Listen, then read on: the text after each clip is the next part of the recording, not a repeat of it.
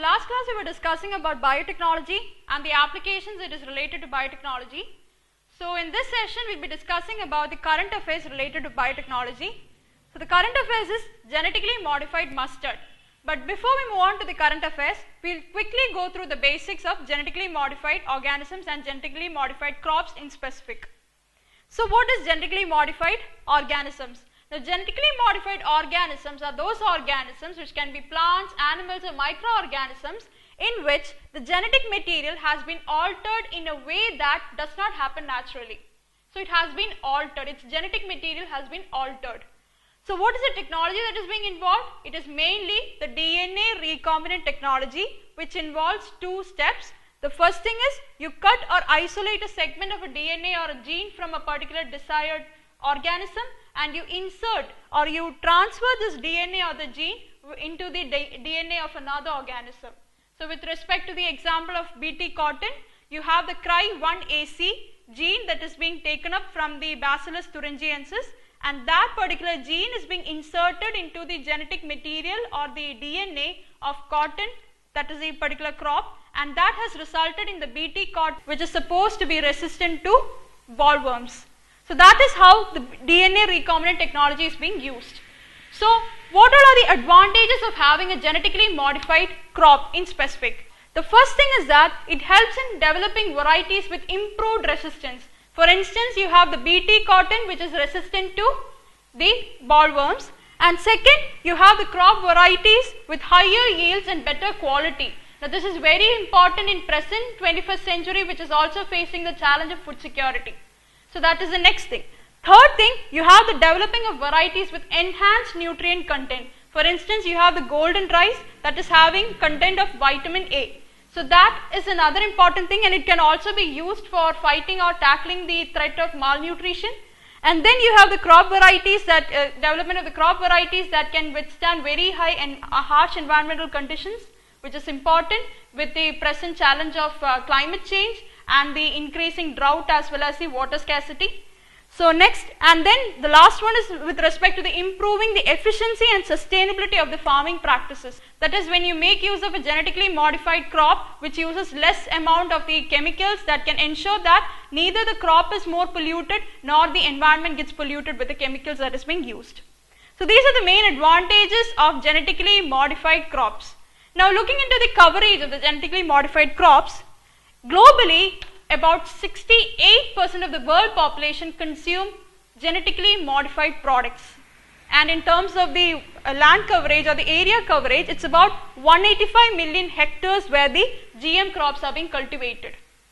Now coming to India, you have the introduction of Bt cotton that has happened, and it is the genetically modified crop that is existing in the country for now. And with respect to the Bt cotton cultivation, it has led to India become the world's 4th largest GM crop with respect to the acreage. So this is how the genetically modified crops are being presently used. Okay. Now coming to the current topic, that is genetically modified mustard. Now to understand the genetically modified mustard, we need to understand the background which had led to the development of the genetically modified mustard. Now mustard along with soya bean, groundnut are the major oil seeds that are being consumed by the population in our country.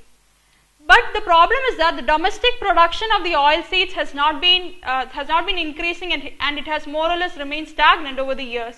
So that has resulted in importing of about 60% of our consumption.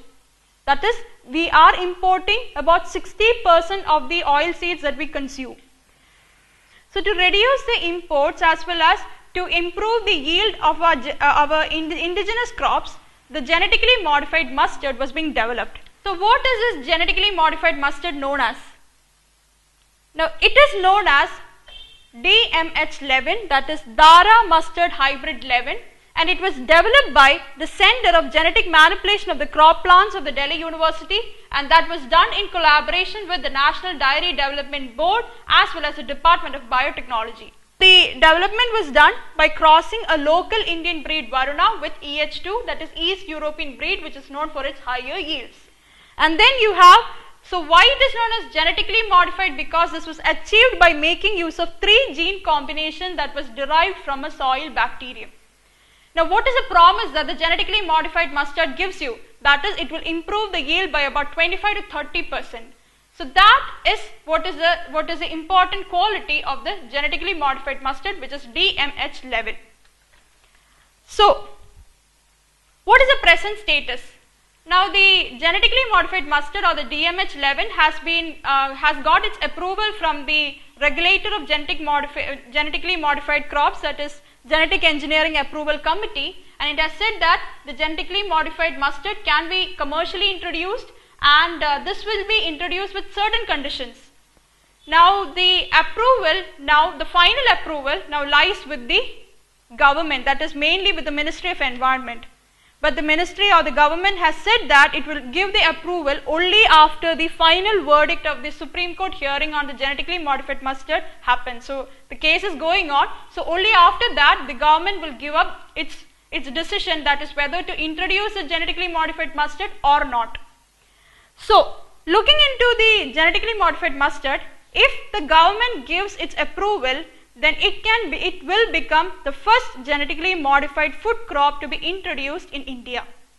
Earlier there was BT brinjal, which again was given its approval by the Genetic Engineering Approval Committee, but it was vetoed by the government, the then government. So if DMH11 gets its approval, it will become the first genetically modified food crop to be introduced in the country. Now, what are the advantages or what are the benefits that will come up once we introduce the genetically modified mustard?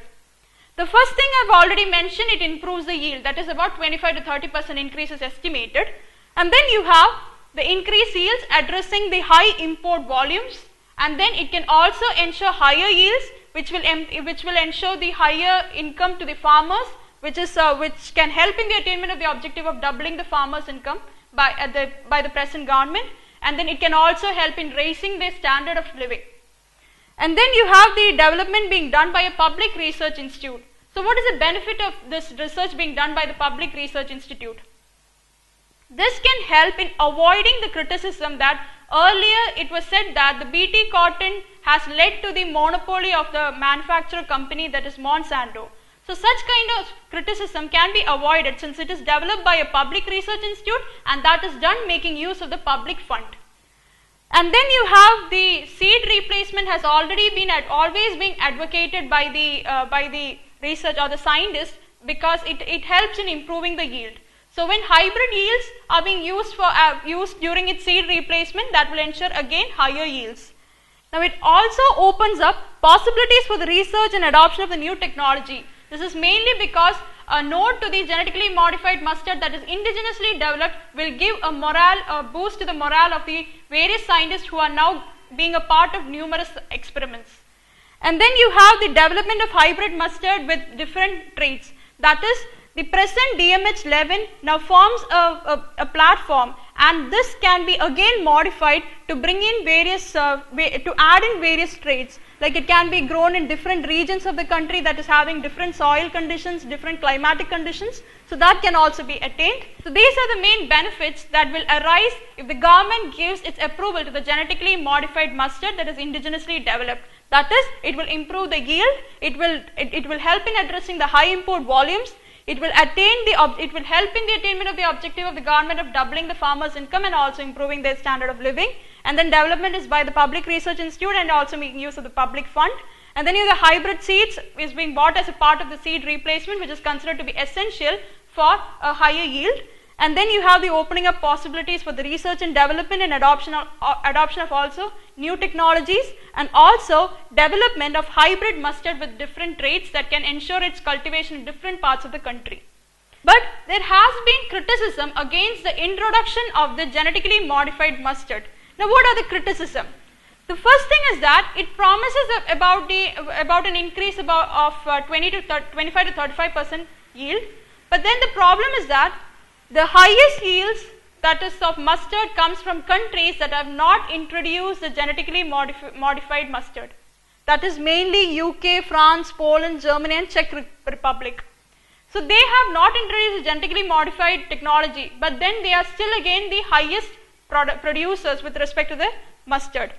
And then another biggest criticism is that the reports based on which the genetic engineering appraisal committee gave its approval has not been placed in the public domain. So what happens? The public and the scientists or the activists who are against the introduction of the genetically modified crops are not aware about what all tests have been done and what are the criteria based on which the GIAC gave its approval. So that trust deficit exists. And then you have the experience with the BT cotton. Now the problem with this BT cotton is that initially when the BT cotton was being introduced, the promise was that it will be resistant to bollworms. But what happened is that initially, yes, it gave higher yields and it was resistant to the BT cotton, but recently cases have been reported wherein the BT cotton is no longer resistant to these bollworms.